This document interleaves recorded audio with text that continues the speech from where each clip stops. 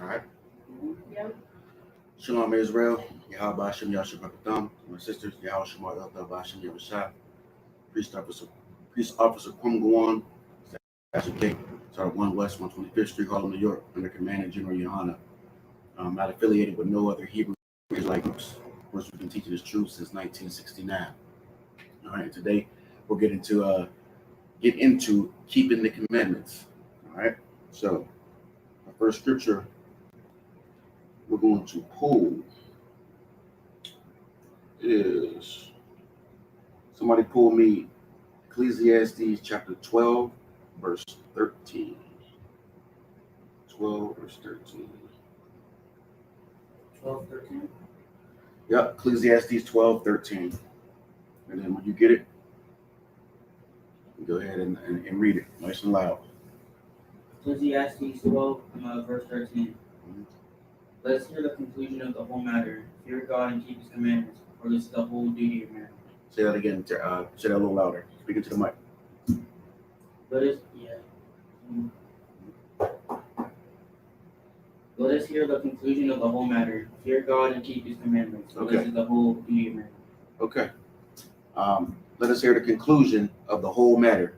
Fear God and keep his commandments, for this is the whole duty of man. Young man Nehemiah, what is this? What is this saying here? You read to me again? Ecclesiastes 12, verse 13. Pay attention. Let us hear the conclusion of the whole matter. Fear God and keep his commandments, for this is the whole duty of man. Yeah, I know what it means. Go ahead. It means to, no matter what, follow the rule, laws, and commandments. Right, say that a little louder. No matter what, follow the rules and commandments. Okay, right. Rule, law. Right, the rules, laws, and commandments. And of course, this is talking to who? Every Israelites. Right, and that's blacks, Hispanics, Native Indians, right? All right. So this is the book of Ecclesiastes, and like I said, it's saying, there's a lot of things that men tend to give their attention to in the world. Men want to do a lot of things. There's a lot of things we want to give our time and our attention to. Some of us want to, give our attention to things like sports or women, teaching, pleasures, things that make you feel good. And then, they always say things like, some people like to say things like, I feel like I'm here to be this, or I feel like I'm here to do that, right? So, but what this is basically saying is, you have one job as a man, as a woman under the Most High, and that's to fear God and keep his commandments. That's why it says, for this is the whole duty of man. Meaning, what does it mean when it says duty? What does it mean when it says duty? That anybody can answer. Job. Right. Your focus, your concentration should be on giving it to the Most High. You should be worried about it. Every day you wake up, when you go to sleep, during your day, you should be giving thought to, God's rules, laws, and his commands. How to be a better brother, to be a better sister. You should be thinking about your walks of life, the things that you're partaking in, the things that you do every day. Is it acceptable by the Most High? All right. So, and that's the fear of the Most High. And what is the fear of the Most High? What is the fear of the Most High? How do you know you fear the Most High? We don't break the rules. Say that again. We don't break the rules. Right. Good answer. Good answer, young man Isaiah. Good answer. Right. When you're keeping God's laws, statutes, and commands, that's how you know you fear God.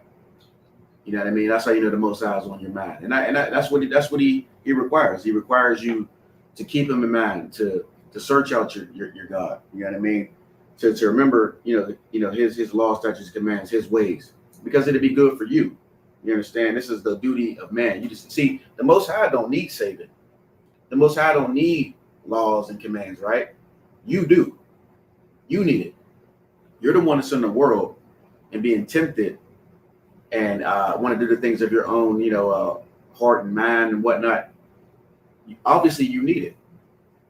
So, the Most High has enough mercy and loves you enough to give you some instruction for you to be a better person, a better man, a better woman. All right. So read that again from the top. Let young man Nehemiah read it from the top. All right. Ecclesiastes chapter 12, verse 13. Speaking to that mic.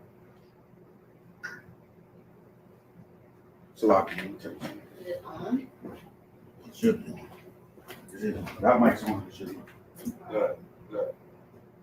Let us hear the conclusion of the whole matter. Fear God and keep his commandments, for this is the whole duty of man. Right. Good job. Right. So like Israel. Right. So let us hear the conclusion of the whole matter. Fear God and keep his commandments, for this is the whole duty of man.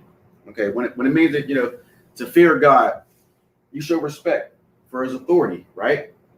That's what you want to do. I mean, listen, you as, like let's just say I'm your father, right? You're going to show respect to my authority. But just think of the most high, Yahweh is, Lord over all. So you definitely want to show some respect to his authority, because he has authority to do what? What does he have authority to do to you? Anything. Anything. Speaking to the mic. It's not working. Anything. Salaki. Is it on?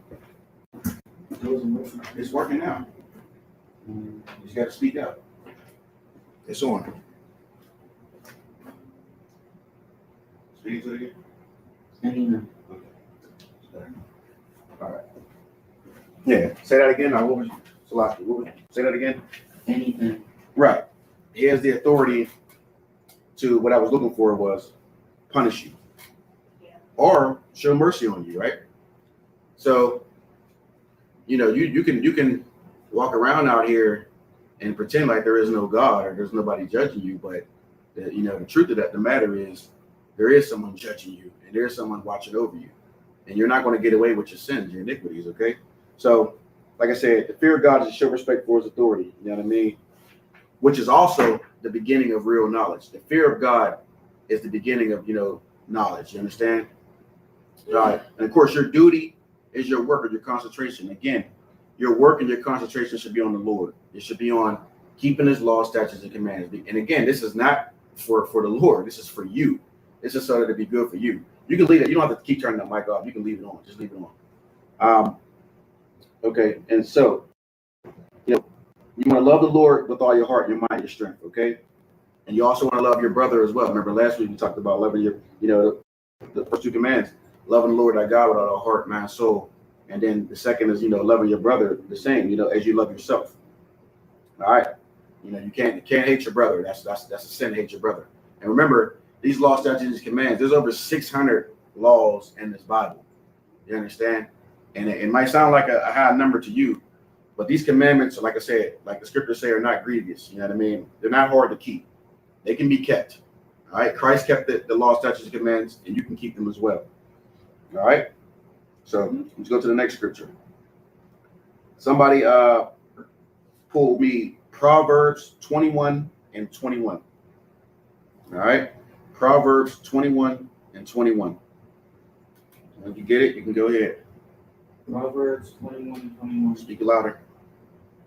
He that follows after righteousness and mercy findeth life, righteousness, and honor. Okay. Proverbs 21 and 21. He that followeth after righteousness and mercy findeth life, righteousness, and honor. Okay. Anybody want to take a guess what righteousness is? Yeah, anybody can answer. Take your time. You can answer. Following the rules, laws, statutes, and commands. Right. And also, when you're righteous, you can say you're righteous when you're free of guilt or sin. So you're not righteous if you're still sinning. You understand that? If you're still sinning, you're not a righteous person. But you can call yourself righteous if you're free from, sin or any type of guilt, right? Okay. So it says, he that followeth after righteousness and mercy findeth life. What's mercy? What's mercy?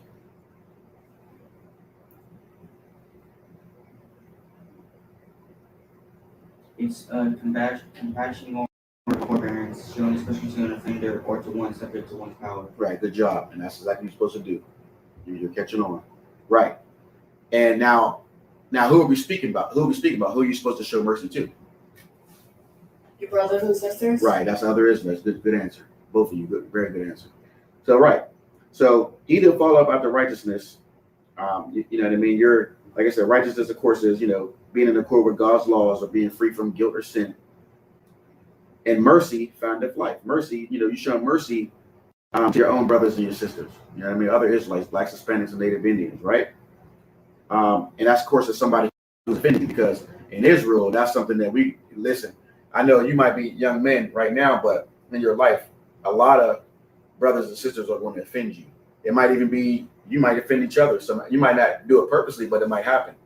And a lot of brothers and sisters, especially in the world, if you're not the truth, that's going to happen all the time. So, but you got to understand that those are your brothers and sisters. So you got to have mercy on them when they offend you. Okay. All right. Findeth life, righteousness, and honor. What is that life? What is life? What is life? He that followeth after righteousness and mercy findeth life. So he that follows after righteousness, which is, keeping the law, statutes, and commands of the Most High, not being a sinner, and mercy, you show mercy to your brothers and your sisters, findeth life. What does it mean that you find life? Like, you understand? You might take a shot. Life? Say that again. A good life. Yeah, I see where you're going with that. But what is life? Remember, what is life? In a spiritual sense, what is life? Wisdom. Right. And where do you get that from? The Most High. Right. So following law, statutes, and commands. So if you're being a brother or sister to your own people, and you're keeping the law, statutes, and commands, you're obviously, you've found life. You understand? Because it's going to go well with you now. Okay. So he that followeth after righteousness and mercy findeth life, righteousness, and honor. What is honor? And like before you answer this is a big thing in Israel. A lot of men, especially, want honor. But the thing is, they do the wrong things to get it. We do the wrong things to get it. But real honor comes from what? What is honor? First of all, what is honor? You can always look it up too. A showing of a usual merit of respect. Say that again. A showing of respect. Right. Respect. A good name. You know how you can go amongst your friends and they might be like, that young man Isaiah, the young man named Mine, he's a good person, man. They show you respect. Why? Because you're good to them. You keeping God's law, statutes, and commands. This is what this is telling you is how do you get that honor and that respect? The true honor and respect is by keeping God's laws and commands, because people will look at you and be like, you know what? That young man Isaiah, that young man Nehemiah, Kumguan, you know what I mean? He's a respectable, he keeps God's rules, laws, and commands. He fears God. I respect that man. You understand? He doesn't run over his brothers or his sisters. He doesn't try to harm his people. He loves his people. He tries to help his people. He teaches his people. He shows mercy on his people. He fears the Most High. Right? So that's basically what that's talking about. All right? Read that again one more time from the top. Young man Nehemiah, let him do it this time. Proverbs 21 and 21. He that followeth after righteousness and mercy findeth life, righteousness, and honor. All right, good job. Right, again. Proverbs 21:21. He that followeth after righteousness and mercy findeth life, righteousness, and honor. Okay, so you're keeping God's laws, rules, statutes, and commands. You're free from sin or guilt. You're showing mercy to your brother or your sister. You're going to be an honorable person, and people are going to look at you in that way. You know what I mean? What can people say bad about you if you're being a brother or a sister to your people? If you're keeping God's rules, laws, and commands. Listen, the Most High is what? Perfect, right? So if you're keeping His laws, statutes, and commands, you're what? What are you? Righteous. Right, and you're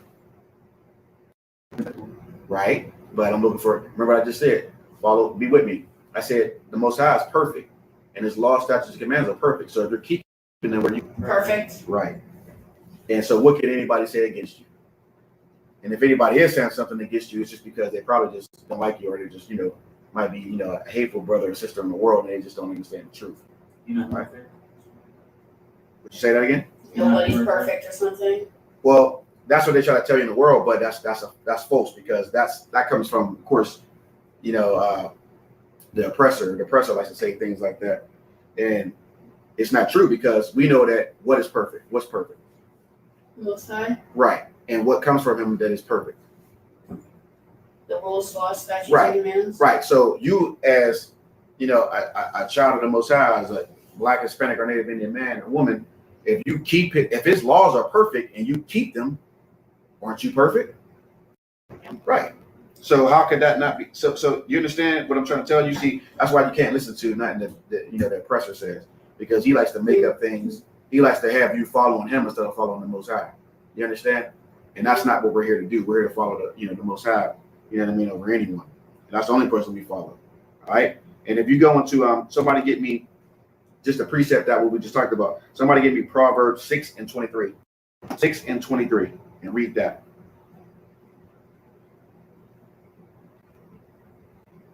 Got it. Go ahead. Proverbs 6:23. Mm-hmm. For the commandment is a lamp. For the commandment is a what? A lamp. A what? A lamp. A what? A lamp. Okay. And the law is light. And the law is what? Light. The law is what? Light. Okay. And reproofs of instruction are the way of life. The way of what? Life. The way of what? Life. Now remember in Proverbs 21:21, he that followeth after righteousness and mercy findeth life. See? And then we go down to Proverbs 6:23. For the commandment is a lamp, and the law is light, and reproofs of instruction are the way of life. See, the commandment is a lamp. A lamp gives light, right? And the law is light. So you following the laws will give you light to things that you might not understand in the world, that are things that you might be doing wrong. Reading these scriptures in this Bible will get you on the right track. It'll get you into the light. All right, you'll come out of the what? Dark. Excellent answer. You hit it. See, that's what we're supposed to be doing. Stay on track with each other. Great answer. Right. So you're coming out of the dark into the light. And reproofs of instruction are the way of life. What's reproofs?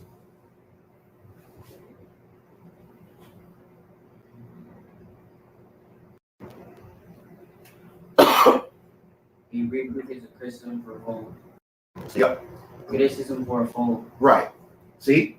So when you do, let's say, when you do wrong and you don't know that you're doing wrong, the Most High might have mercy on you because you don't know. But he's going to reprove you. He's going to correct you, give you some instruction. That's what these scriptures are about. They're going to give you some instruction about something that you're doing wrong. Right? Now, it says reproofs or instruction are the way of life. Okay, so being corrected is the way you find life. You see, these rules, laws, and commands is the way that you live. What happens if you don't keep the rules, laws, and commands? You'll be punished. Mm-hmm. What else could happen? Your life overall just get worse. Yep. And what else could happen? Your family line could, The life after that will get worse too.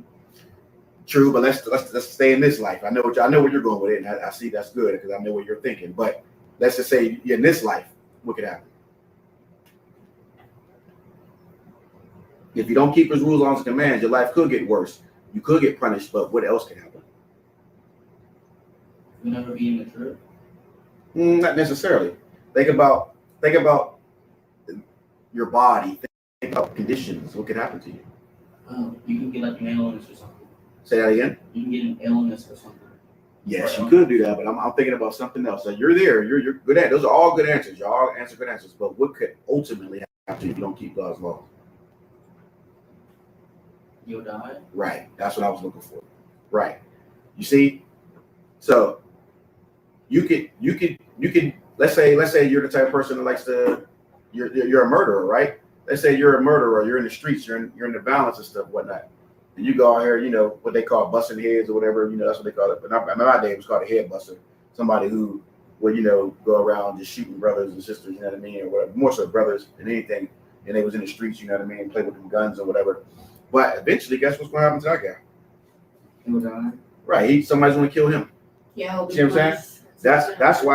That's why when I say reproofs are instruction of the way of life, a way of life. So if you don't correct that brother, he's ultimately probably going to get punished, end up jail, get seriously hurt or die. You understand? That's why reproofs, that's why this Bible is full of reproofs and what can happen to you if you don't listen to God's laws. You know, if you're a man and you keep having sex with whores, what could happen to you? Yeah, that's one of the things people are scared of that. Child support. Yeah, there you go. Yeah, right. But like more on so what he said, you can catch a disease, and that disease will ultimately do what? Kill you. Right. You see? So without reproofs, without this Bible, we wouldn't know it. And you know, this is what kills me is there's like different communities, like the conscious community and stuff like that. They say things like they want to do away with the Bible and whatnot. And they think that we can like live completely, we can live without these rules, laws, and commands. Like we just know how to like survive without the Bible or without the rules, laws, and commands of the Bible. Guess what? That's a damn lie. Salakia. Because we haven't done it yet. Without this Bible, we wouldn't know half the things that we do are sins. You understand that? We need these scriptures, okay? The Most High put this here for a reason, and all of it is valid. Everything in it. From page 1 to page whatever the end of it is. It's all valid. Okay? So read that 6 to 23 one more time from the top for me, young man, Nehemiah. Yeah, 23. Mm-hmm. For the commandment is a lamp, and the law is light, and reproofs of instructions of the way of life. Right. Good job. Okay. Mm-hmm. So once again, this Bible, it corrects you. You know what I mean? These are the law, statutes, and commands of the Most High. If you're a sinner, you're in the world, you're not doing what the Most High wants, what you're supposed to be doing. This Bible is your instruction. This is your decree. This is your constitution, this Bible. And this is how you get better. You understand? So this is even for, so you know how like we have in Israel, in our nation, we have a lot of what? Fatherless children, right? But guess what? This Bible is your father. You understand that? If you ain't never, a lot of us grew up without fathers and whatnot, and Most High in Christ, the Lord didn't have that for you because you had a father. But a lot of us grew up without fathers. Some of us grew up without mothers. Some of us grew up in some very bad conditions. But guess what? The Lord was so merciful and loved you, so much that His word is here to correct you. You see? So we can't use the fact that, it will affect you, the fact that you might have a father or a mother in your life, for a certain amount of time. But when you become of age and you become of understanding, these scriptures are always here. So you can always pick that up and learn, the truth with that. You understand? All right. So again, righteousness is to be in accord with God's laws or free from guilt or sin. You show mercy or compassion to, someone who's offended you of your own nation. All right. That's important for us as Israelites, Blacks, Hispanics, and Native Indians. We got to be able to show mercy to our people. And trust me, it is not easy. It's not easy when somebody is, doing some type of offense to you, and you're going to get angry, and you're going to want to, get revenge, because these are things that we learn in America. We conduct ourselves like the oppressor. We watch his movies and whatnot, and we want to be vengeful against each other, and we're taught that. But we got to do better. We got to read these law, statutes, and commands, and we got to show mercy to our brothers and our sisters. You know what I mean? And of course, if you want some respect or a good name, you want to be honored, keep these law, statutes, and commands. That's where the real respect and honor comes from. All right. Let's get James 1 and 22. Somebody get me James 1 and 22.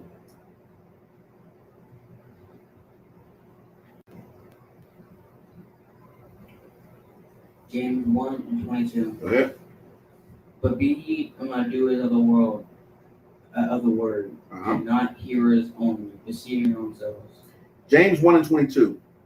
But be ye doers of the word, and not hearers only, deceiving your own selves. What does it mean to be a doer? You do stuff. Right. Like take action. Right. Be active. And this is I love this scripture. Let me tell you why. All right, be ye doers of the word, and not hearers. A hearer is what? Somebody who what? We just listen. Right. Deceiving your own self. So a doer is somebody who's active in these works. They're actually like the men in IGBK. the sisters who, who help out, the brothers and whatnot, under Commander General Yohana. We go to the streets. We teach our people. We love our brothers and our sisters. We go out and we plead to our people, to correct themselves, to come back to God's laws, rules, statutes, and commands. That's being active. It's not just enough to be an Israelite, to know that you're an Israelite. You can say you're an Israelite all you want, but sit in the house, continue to still sin, eat pork, crab, shrimp, lobster, still get shape-ups, hating your brothers and sisters, but you're an Israelite. You know the truth. You hear it all the time, but you're not active in it. You just say, I'm an Israelite. I say, be ye doers of the word. Keep these laws and commands. Actually do them. Knowing you're an Israelite is not enough. You're not going to get in the kingdom by just knowing you're an Israelite. This is very important to the nation of Israel, especially people in the world who think that it's okay that they know that they're just Israelites and that, blacks, Hispanics, and Native Indians are God's chosen people. You might be one of them, and you think, okay, that's all I need to know. I can watch class, and whatnot, but no, guess what? You got to be a doer. All right, you got to be active in this. You got to support this truth. So support, Commander General Yohana, the ISUPK, because you're supporting Yahweh Shai and the Most High as well. You understand that? So you got to be a doer. You got to really, put this word into effect. You can't just say that you're an Israelite. All right, because there's, who Kendrick Lamar is, right? Anybody heard of Kendrick Lamar? Who's that? Go ahead. It is, right? He's a rapper. Right. That shows your age right there. But anyway, yeah, he's a rapper, and he's a great rapper. But guess what? But Kendrick Lamar said in one of his songs that he knows he's an Israelite. But guess what? Kendrick Lamar ain't out on the corner trying to save his people. He ain't doing what the men in the they're doing. And there's many other men that know that they're Israelites and they're celebrities and whatnot, or famous and whatnot, but they're not out there, doing what the men of the ISUPK are doing, teaching the truth, being doers of the word, and not hearers only. We don't just listen; we actually put time into this. Brothers, dedicate every day of their lives to this, man. Like every day, they don't have time to do anything else. They completely do this every day of their life. You know what I mean? Okay, deceiving your own selves. All right. Okay. So be ye doers of the word and not hearers only. Deceiving your own selves. So men and women of Israel, you have to really keep these laws, statutes, and commands. You have to do what it says. You can't just know that you're an Israelite and and think that you're a good person because that's just what you think, but you don't do nothing that the Bible says. You still want to eat crab legs. You still want to go to the barbershop and get a shape up, even though you know that it's wrong to get a shape up. You want to still get tattoos, even though you know that you can't get a tattoo. You want to be an adulterer, even though you know that adultery is wrong. You know what I mean? Sisters want to lay down with more than one man and still be whores, even though they know that it's wrong. So you're getting this truth and all these things, but you're not actually putting it into effect. You're a listener, but you're not a doer, and that's not going to cut it. Okay? Somebody get me Deuteronomy 6:24. Y'all doing an excellent job. Excellent job. Deuteronomy 6:24.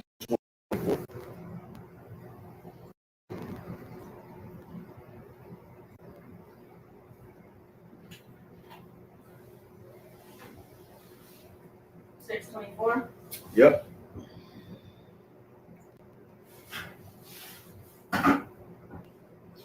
In Deuteronomy chapter 6, verse 24. Go ahead. And the Lord commanded us to do all these statutes, to fear the Lord our God for good always. No, you skip the word for our good always. Right. That he might preserve us alive. As it is at this day. Good job. Deuteronomy 6:24. And the Lord commanded us. Who's the us? Israelites. Right, blacks, Hispanics, Native Indians, to do all these statutes, all these laws, statutes, and commands. Not some of them, not one or two of them, all of them. You got to keep them all. To fear the Lord our God for our good. For whose good? Our good. This is not for the Most High. The Most High don't need help. We need help. You understand that? This is for us. This ain't for him. And this ain't for other nations either. This is for Israel. This is for blacks, Hispanics, and Native Indians only. That's why it says for our good. Always. Always, forever. You understand that? This is for our good. We got to keep these laws, statutes, and commands. There's no other way around it. That he might preserve us alive. What does it mean to preserve? Keep someone alive. Right. To keep alive. Keep you intact from injury or destruction. Right? There's all types of things that's going on in America, all types of destruction towards our people. I mean, look at the way the police are killing our brothers, you know, some sisters too. You know what I mean? Like, you know, what was that? One in every 1,000. Yeah, right. Look at that. Excellent. I'm glad you're paying attention. You see that? You remember that before I did. What? One in every like 1,000 or 5,000. Yeah, right. Will be killed by the police. Right. You see, that's destruction. You understand that? And these law, statutes, and commands will protect you from stuff like that. You understand that? Even from violence from your own brothers and your sisters, because that goes on too in our neighborhoods. If you're in these streets, you're selling drugs, you know, you're selling, you know, crack, you're selling weed, smoking weed. Any of these things can happen to you. But if you're keeping God's law, statutes, and commands, you know, you're going to be protected from these things. You're going to have the Most High's protection. So that's why he says that he might preserve us alive as it is this day. Fear the Lord our God for our good always. This is the answer to everything. All the problems, all the trials and tribulations that we have, fearing God is the answer to that. When something comes up, when something is going wrong in your life, you know the first thing that's going on your mind is, anybody want to take a guess? Fearing God. Right. What say that again? Just fear in general. Right. You should be like, all right, hold up. What am I doing wrong? How does the Most High feel about this? How I'm conducting myself? What do I need to change about myself? Am I keeping these laws, statutes, and commands? Is there something I'm doing wrong? Right. And you might want to even seek some counsel, get counsel from a priest or whatever, and you know, from the ISUPK, because that's the only people that can give you counsel. But the bottom line is fearing God is how you preserve yourself alive. So when you see, you can live in the projects, right? You can be, around all types of violence and whatnot. But guess what? If you're fearing God and you're keeping God's laws, statutes, and commands, you don't have to worry about stuff like that. You don't have to worry about it. You can completely live in peace and nothing to never touch you or harm you, because you're doing what God wants you to do. You understand that? So it doesn't matter where you're at. It doesn't matter where you're at. It just matters what you're doing spiritually. You understand that? Read that again from the top, 6-24. Wait. Oh. And the Lord commanded us to do all these statutes and fear the Lord for our God for our good always, that he might preserve us alive as it is at this day. Right. So again, and the Lord commanded us to do all these statutes, to fear the Lord our God, for our God always, that he might preserve us alive as it is this day. You want to stay alive, plain and simple. Keep the law, statutes, and commands. I know you hear me say it 1,000 times. I know, young man Nehemiah, young man Isaiah, we do this every week. But you don't understand how important this is to keep beating this in the head of our people. They need to hear it every day, all day, because this is the only thing that's going to save us. Joe Biden is not going to save you. Getting a stimulus check is not going to save you. You understand? I haven't heard anything about Joe Biden. Say it again. I haven't heard anything about Joe Biden whatsoever. You got speaking to the mic. Didn't hear anything. I haven't heard anything from Joe Biden. Nothing good. Just nothing in general, honestly. Yeah, I mean, and you should expect that nothing good is going to come from them anyway. Just because they give you some stimulus checks and and pacify you a little bit, give you some money so you can go buy something that you've been wanting for years. It doesn't mean that they're on your side or are they here for you. The bottom line is you can't look for any savior outside of the Most High. The Most High is the only savior that you have. You understand that? His rules, statutes, and commands is the only thing that's going to help you. And there's no way around it. You can hold rallies, Black Power meetings. You talk about melanin this and black this and black that. But guess what? None of that is going to work. The only thing that's going to work is laws, statutes, and commands. That's the only thing that's going to work. And it's the only thing that we have not done. We've done everything else.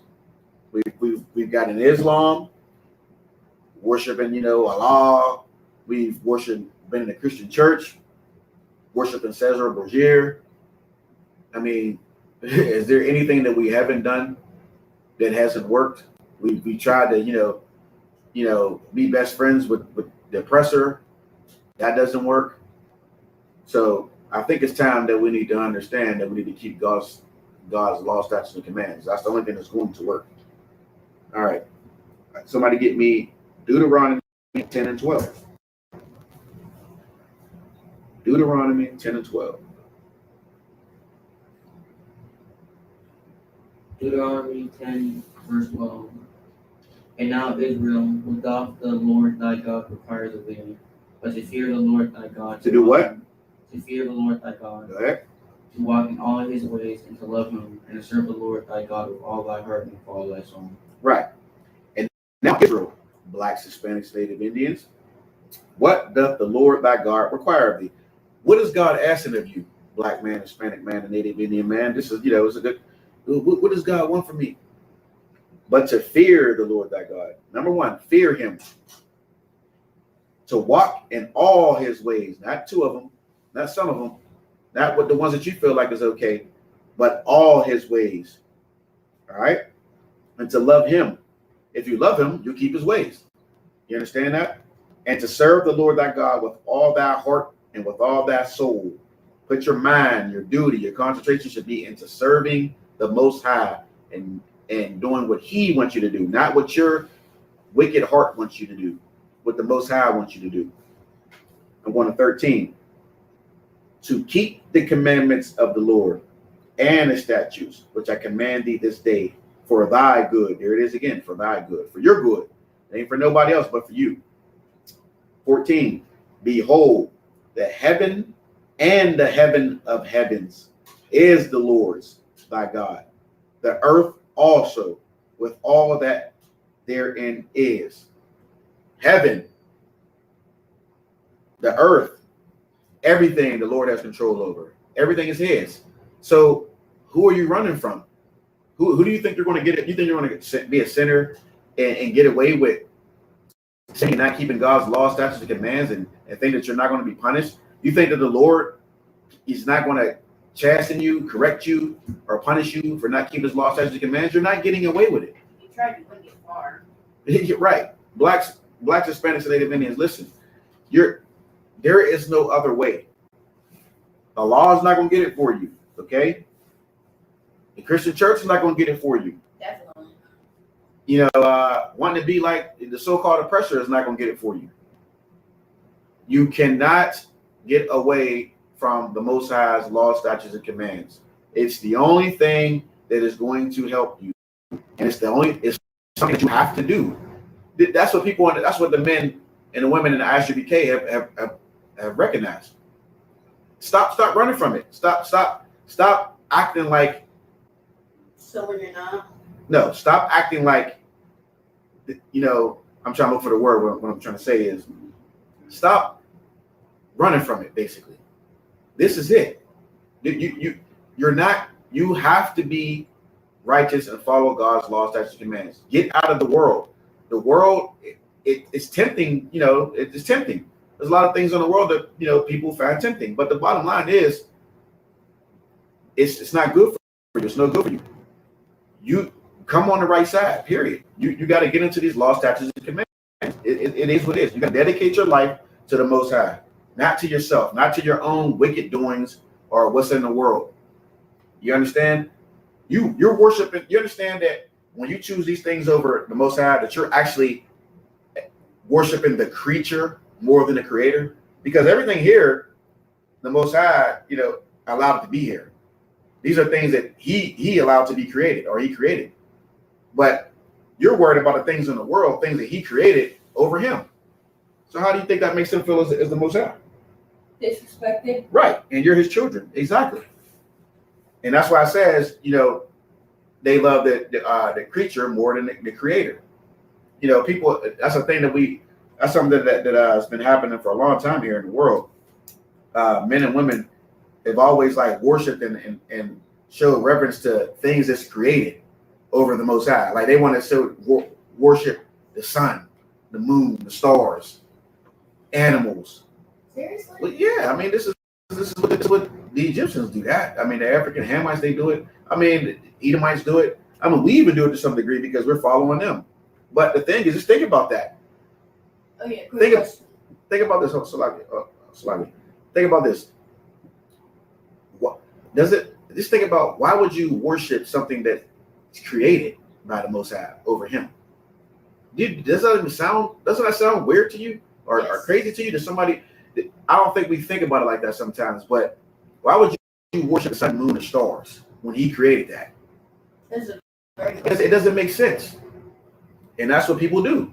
That's what men do, especially heathens. Heathens started all that. You understand that heathens started that. The heathen nation started that. And we, not following our God, start conduct ourselves like them. And that's where the problems come in at. You understand? So, all right. Okay. 14. Behold, the heaven and the heaven of heavens is the Lord's of that God, the earth also with all that therein. 10 and 15. Somebody get me Deuteronomy 10 and 15. Go ahead and read that. Say, young man. Okay. 10 to 15. You mean like 10 to 15 or just 15? No, Deuteronomy 10, verse 15. Okay. Only the Lord had a delight in thy fathers to love him, and he chose their seed after them, even few above all people, as it is this day. Deuteronomy 10 and 15. Only the Lord had a delight in thy fathers to love them. What is a delight? Happiness or joy? Right. He found pleasure. Great answer. Good answer. He found pleasure in your fathers, Abraham, Isaac, Jacob. You understand that? Your fathers over everybody else, to love them. And he chose their seed after them. So after your fathers, who's the seed after them? Us. Right. See? Even you above all people. Even you above all people. I'm going to say it one more time. Even you, blacks, Hispanics, and Native Indians, above all people. He only loves blacks, Hispanics, and Native Indians. I know it's hard for you to accept this because of the Christian church. And, you know, God loves everybody. This is what you believe, or what we believe.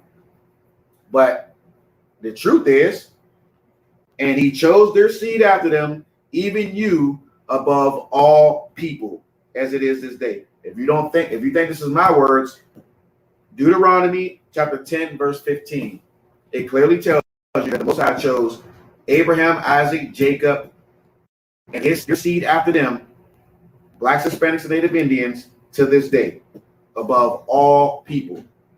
You understand that? And you, as a black, Hispanic, and Native Indian, that should make you great, because the Most High loves you more than anybody else. I don't know what people don't want to be loved by the Most High more than anybody else. I know I do. I have a good question. Go ahead. Did we build the pyramids? Yeah, right. Good question. Okay, so I'm being lied to. Good question. Why? What did you? Who told you something different? In school, it apparently said that black people didn't build the pyramids, so Right. yeah, I'm being lied to. Oh, is that what they said? I think so. I think Okay. that's what they said. Okay. All right. I'm glad. That's a great question, and I'm glad you answered it. Asked that because this is. Watch this. Well, we're gonna get the answer to that. Don't trust what I said.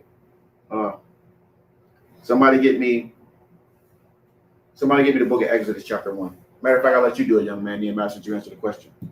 All right. That's a great question, and I'm glad that's what I want to see from y'all. Ask me questions like that, because if I have the answer, I want to definitely lead you to it. And if not, I'll get the answer for you. But I'm glad they said that to you in school so we can see. Okay.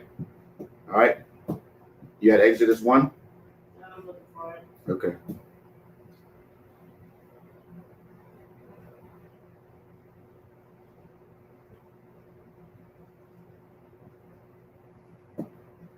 Exodus chapter 1, and start from verse 1. And I want you to remember this, because next time they say that to you, you can pull this on them. Go ahead. Now these are the names of the children of Israel, which came into Egypt. Every man in his household came with Jacob. Okay. Now this is when we came into Egypt with Jacob. All right. And remember, Jacob is the father of the Israelites. He's also called Israel. Okay. So we came into, and remember the names of the children of Israel. That's blacks, Hispanics, and Native Indians. Go ahead. The second verse. Yep. Reuben, Simon, Levi, and Judah. Right. Issachar, Zebulun, and Benjamin. Mm-hmm.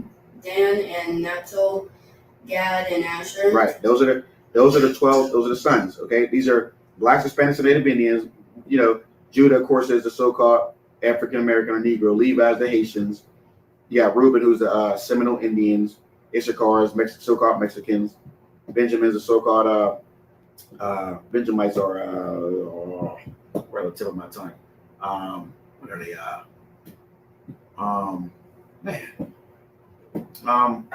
So-called like what is it? Jamaicans, I believe it is, or like so-called. But yeah, okay. So, but these are the children of these are the 12, the sons or whatever from Jacob or Israel. Keep going.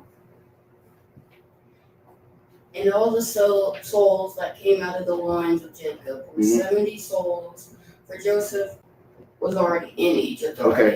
So these are the sons that came out of they came to Egypt, but Jacob, one of our ancestors was already in Egypt. Remember, he was like a viceroy to Pharaoh, right? Okay, keep going to the 6.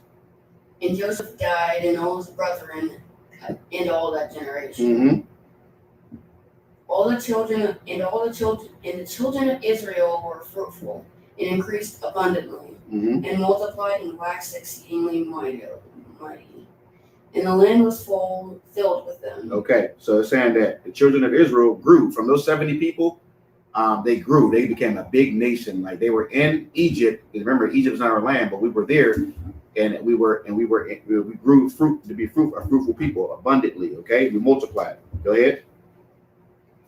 Now there arose up a new king over Egypt, which knew not Joseph. Okay, so because what they're saying here is, when Joseph came into Egypt, there was a king that favored Joseph because Joseph was able to interpret dreams and whatnot. So Pharaoh made him I think I remember we talking about this a few years ago. He wasn't one of those kids that like somehow knew like something, like could dream of like what was gonna happen next. Like he was in prison. Right. Yeah, I remember that. Right, something along those right. That's right. Now, so that king favored Joseph, and he put him in a high position, and he showed Joseph was like second in charge of all Egypt, only answering to the king. All right, so now it says there arose up a new king over Egypt, which knew not Joseph. Now go ahead. And he said unto his people, behold, the people of Israel are more mightier than read that again. You missed some words. Oh. And then said unto his people, behold, the people of the children of Israel are more and mightier than we. All right, so we grew to be a big nation, a fruitful nation, right? And then Pharaoh was like, this new king was like, they're mightier than us. They're bigger than us. Go ahead. Come on, let's deal wisely with them. Mm-hmm. Lest them multiply, and it comes to pass that when they've fallen out of any war, they join unto our enemies and fight against us, and so get them up out of the land. All right, so this Pharaoh saying, look, let's deal wisely with these people. This is done. Another distinction here is that these are Africans talking about the Israelites. That's how you know we're different people, because we're in Egypt, and this Pharaoh is saying, look, these people are not like us, and we need to deal with these people, because if we have a war, they're going to join the side of our opposing side. Right, and they might fight against us and help them beat us. Right? Now watch this. Go ahead. Therefore, they did not set over the. Therefore, they did not set over. No, not. There's no did not. Read it. Oh, therefore they did set over them taskmaster. All right, stop. Taskmasters. Yeah. Somebody look up, Isaiah, look up the word taskmaster. Look that up. I don't know.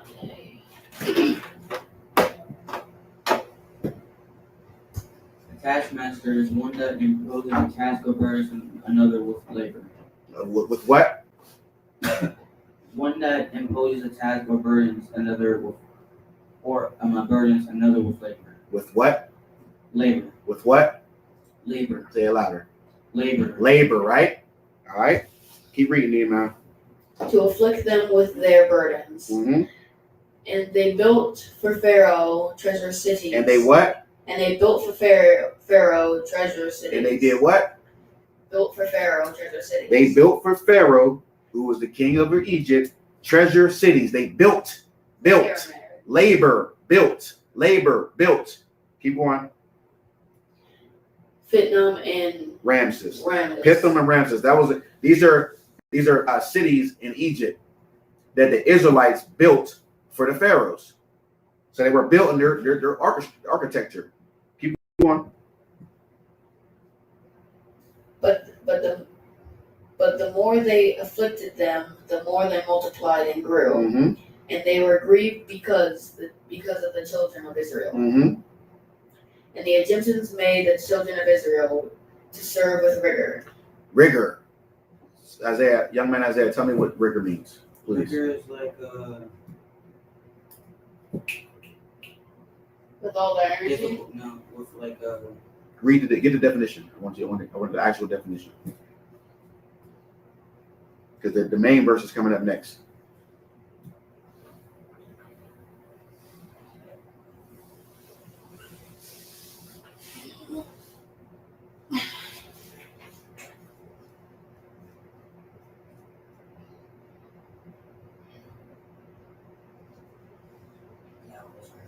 it's harsh inflexibility in opinion. Speak into the mic. Harsh inflexibility in opinion, temper, or judgment. Then slow it down and read it louder.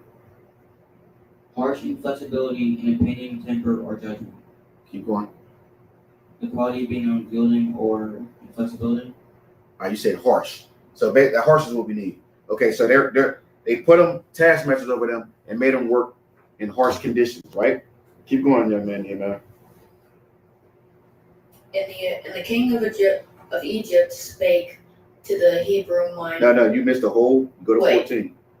And they made their lives bitter with hard bondage. With what? Hard bondage. With what? Hard bondage. Okay. In mortar and in brick. Mortar and in brick. What does that sound like? Harsh conditions. Right. Pyramids. Right. You see that? You see, they made their lives bitter with hard bondage, slavery, in mortar and in brick. They put them to work to build the pyramids. Whoever thinks blacks, Hispanics, and Native blacks, didn't build the pyramids, this is right here in the Bible. I don't even think the teachers came up with that. I think it was just some kind of thing that. No, listen. They don't. A lot of them teachers don't even. Some of them know and don't care. A lot of them don't know because they've been educated by the same system that we've been educated by. But this is in the Bible that we served the Egyptians and they had us building their structure. Aren't those structures like apparently things that the Egyptians would worship? Because I feel like we built their temples and more so the pyramids and some of their buildings and whatnot. I mean, what they worshipped and all that was their decision, whatever. But we built a lot of things for them. We were in slavery and they forced us to build them. It wasn't like we were workers and getting paid, living good. We were forced to do this stuff. All right. Now I understand that because guess what? That's where you were in slavery first in Egypt. And now you're in slavery in America. You see? We've been in slavery a lot of times because we don't keep God's law, statutes, and commands. 400 years of it. Right, over 400 years here. So, and they made their lives bitter with hard bondage in mortar and in brick. Keep going. And in all manner of service in the field. In all manner of service in the what? In the field. In the what? In the field. Does it almost sound like what happened in America when you was picking cotton?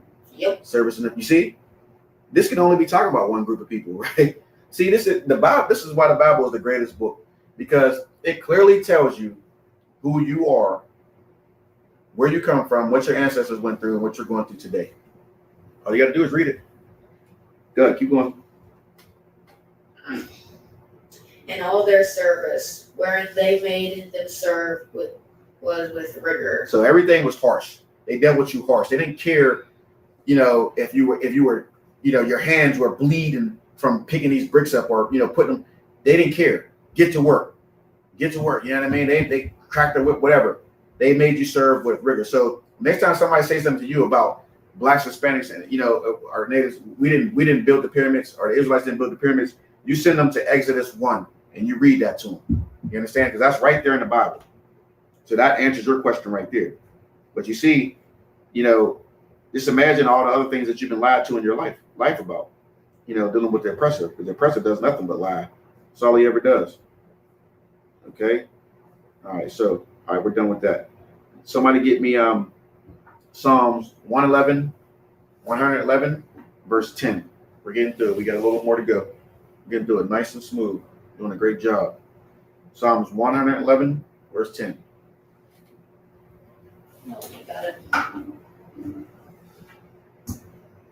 Psalms 111, verse 10. Mm-hmm. The fear of the Lord is the beginning of wisdom. The fear of the Lord is the what? Beginning of wisdom. Uh-huh. A good understanding have all they that do his commandments. His praise endure forever. Okay, so the fear of the Lord is the beginning of wisdom. So people always our people always, men, women, they always want to talk about how wise they are. They're wise. They want to be wise. But the fear of the Lord is the beginning of wisdom. That's how you become wise, is by fearing God first. All right. A good understanding have all they that do his commandments. His praise endure forever. So the wisdom, is the ability to do what? What is wisdom? Wisdom is like It's Not like the truth. I could take that, but wisdom is like having insight. So you can be able to discern things. Like, for example, let's say you're out somewhere, right? And you got enough wisdom to look around in your surroundings and be like, something's not right about this situation. Let me get up out of here. Something's about to go wrong. I'll tell you a perfect example of what happened to me one time. One time I went out, this was like when I was in the world. I went out one time with one of our cousins. We was in a bar down in Lawrenceville called JK's. And just so happened, we was in there, and there was a lot of guys coming in. And I remember seeing like a lot of guys coming in, but not a lot of women. First of all, I don't want to be around a whole bunch of guys anyway. That's just, what I mean, as a man, and I like women. I don't want to be around no whole bunch of guys. You know what I mean? Especially just out drinking and whatnot. Because this is not a good thing. It just doesn't, to me, it's just, I don't know. So a lot of guys coming in, I'm like, just didn't sit right with me. So I told my cousin, like, man, let's get up out of here, man. There's too many guys coming here. Don't you know, lo and behold, maybe about an hour later, a shooting happened in there where the owner got shot and killed, and a brother that lived a couple doors over from me, where I grew up, I lived in the projects at the time, he got shot, and both of them died that same night. And I had just left there maybe about an hour or two before. And I had the discernment and the insight, the wisdom to get up out of there. You see that? And that comes from the Most High. You understand? That's what I'm trying to make you see. It's something that comes from the Lord, and fearing the Lord will give you that. All right. All they that do this, do his commandments, his praise endure forever. So the fear of the Lord is the beginning of wisdom. So if you want that wisdom, you know what I mean, you got to fear the Most High, and you'll have that discernment. You'll have that wisdom and that understanding that you need to move out here. All right. All right. Let's go to Psalms 119 and 96. 119 and 96.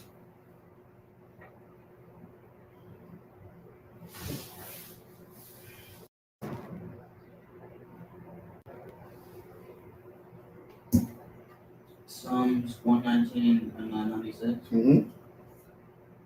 I have seen the end of all perfection, but thy commandment is exceeding broad. Right. So perfection is like excellence, right? Yeah. So something that's perfect, right? But he's saying, I have seen an end of all perfection, but thy commandment is exceeding broad. What does that mean? The commandment is exceeding broad. The commandments are better. Right. Exceptional. Right. The commandment never goes away.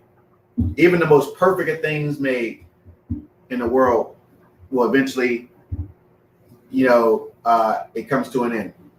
But not the law, statutes, and commands. You understand? That's forever.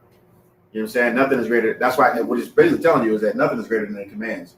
The law, statutes, and commands, nothing. It exceeds everything. You can have a man or woman can be rich, be a celebrity, live the greatest life, have the most money and whatnot. But guess what? He or she does not know the Most High. Doesn't keep the law, statutes, commands of the Most High. But you know all that. You're saying somebody else we might know that. You know what I mean? That alone, puts you in a place that they can't be in, because they don't even know, law, statutes, and commands. They don't know the Most High. They don't fear God. So that's why let's let you know that money and having possessions and stuff like that, materials, means nothing. All right. So like I said, I have seen an end of all perfection, but thy commandment is exceeding broad. Okay. 119 and 98. Though through thy commandments has made me wiser than mine enemies. See? Though through thy commandments has made me wiser than my enemies, for they are ever with me. I'm saying these laws, statutes, and commands, following these laws, statutes, and commands, you know how to deal with your enemies. And they're not, you'll be on a level that they won't be on. And it's not saying that you're better than them, but you understand you being righteous will help you in situations with enemies. Okay. 119 and 99. I have more understanding than all my teachers, for thy testimonies are my meditation. See, I have more understanding than all my teachers. You can see right now, like for example, like that question you just asked me about the pyramids. They taught you in school that Blacks, Hispanics, and Native Indians didn't build the pyramids. But listen, you, a 13-year-old young black man, male, knew that was a lie. Now, here we go again. I have more understanding than all my teachers. You see that? You know why? Because for thy testimonies are my meditation. What's the testimonies? For thy testimonies are my meditation. He's meditating on what? What's his testimonies? The Bible. The Bible. The rules, laws, and commands. Those are his testimonies. That's it. Because you meditate on that all the time, you are more wiser than your teachers. And that's talking about people like you. That's how you asked me that question. You said they're saying Blacks, Hispanics didn't build the pyramids. But you knew different. Because why? Because you meditate on his testimonies. You read the Bible. Simple enough, right? You understand what I'm saying to you? Right. See, that proved that right there. Okay. Let me see. 119 and 101 Psalms. I have refrained my feet from every evil way, that I might keep thy word. So by knowing these laws, statutes, and commands, you have got away from all, your evil ways and things that are evil. You know better than that. Okay? You meditate on his testimonies, so you don't make the same mistakes that you made before. All right? Let me see. Okay, somebody give me Matthew 5 and 6. Matthew 5 and 6.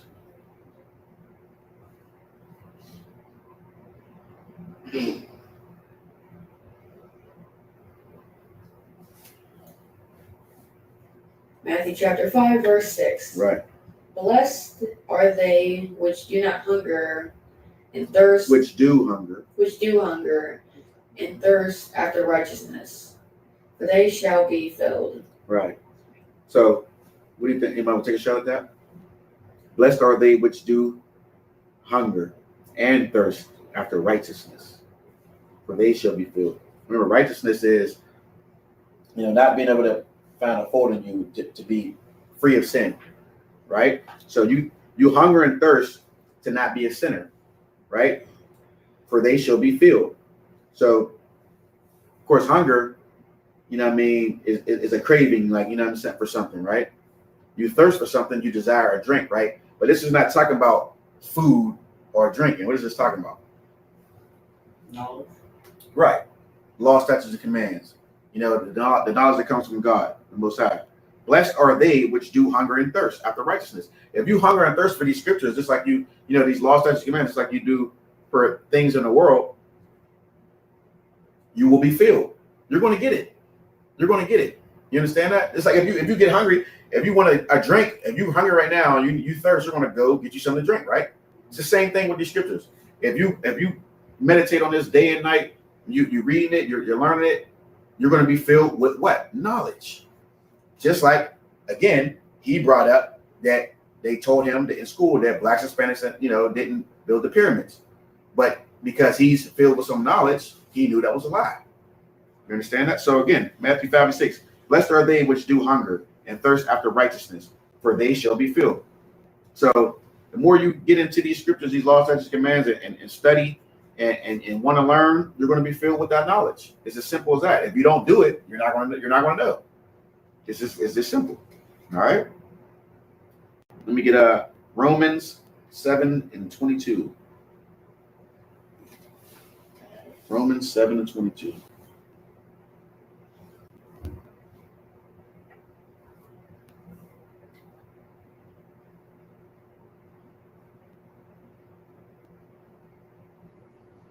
Romans 7, chapter 22. Mm-hmm.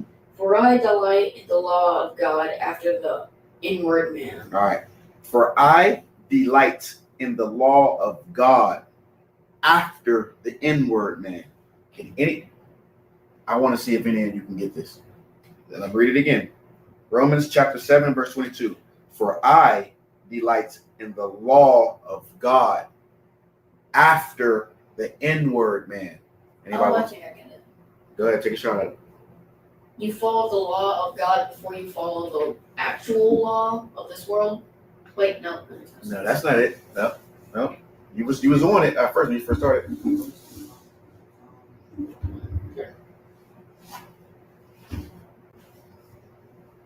Somebody wants to, young man Isaiah, you want to take a shot? All right. Remember, there's two things to a man. I got it. Go ahead. Use the mic. Use the mic. You follow the law before you follow your own desires.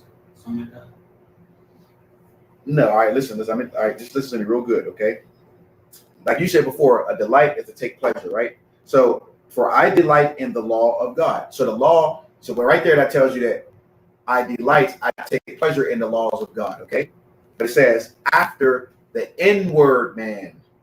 That's the part we got to get, the inward man. What's the inward man?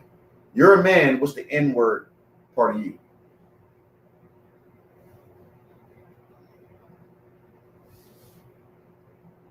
This is what? Your outward. Right. What is the inward part of you? Your true self.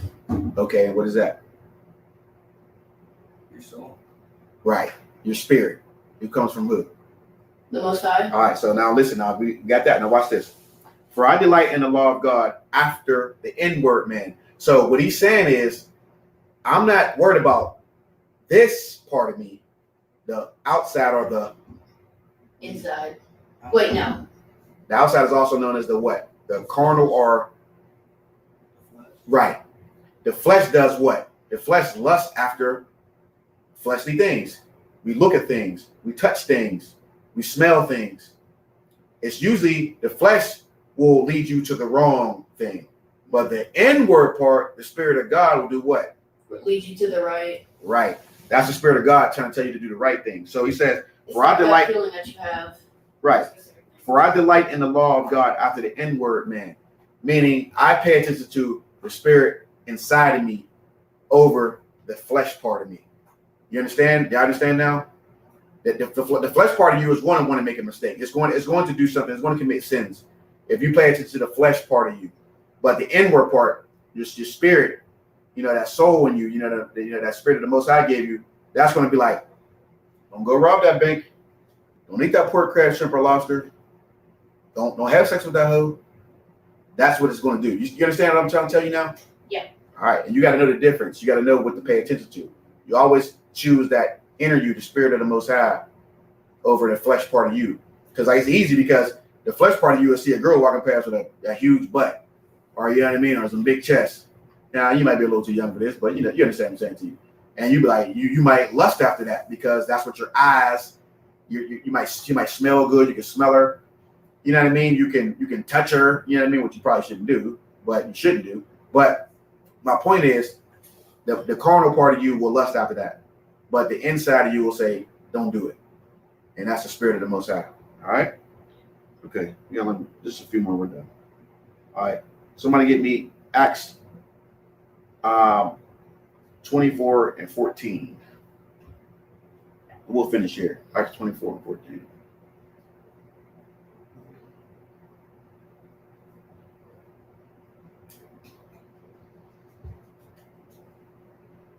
You said Acts?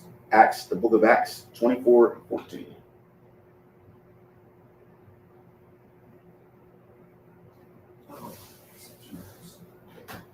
What chapter and verse again? Acts 24 and 14. Acts 24 and 14. But this I confess unto thee, that after the way which they call heresy, so worship I the God of my fathers, believing all things which are written in the law and in the prophets. Okay. But this I confess unto thee, that after the way which they call heresy is like an opinion or a doctrine contrary to a church dogma. Like say, for example, everybody in America, most people are what? Religiously, what are they? Oh, Christian. Right. So heresy to them is like you calling yourself an Israelite. You see what I'm saying? Like because you don't do what they do, you don't follow what they believe. Listen. Because you don't do what they do or believe what they believe, they call you a heretic or you're speaking heresy, right? Because you're saying you're the real Jew. So it's heresy to them. You see what I'm saying? So which they call heresy. So worship I the God of my fathers, Abraham, Isaac, and Jacob, believing all things which are written in the law and in the prophets. Okay, so you're keeping the law, statutes, and commands. You're not doing what everybody in America is doing. You're doing what your fathers did and what the Most High wants you to do. Okay, but they call you a heretic or you're speaking heresy because you do it, and they're going to hate you. Even in your own family are going to hate you for that because they probably are Christians or Muslims or whatever they are too. All right. So with that, I'm gonna close it out. Again, Sanders is a Pittsburgh class. We have classes every Thursday, and I'll say shalom.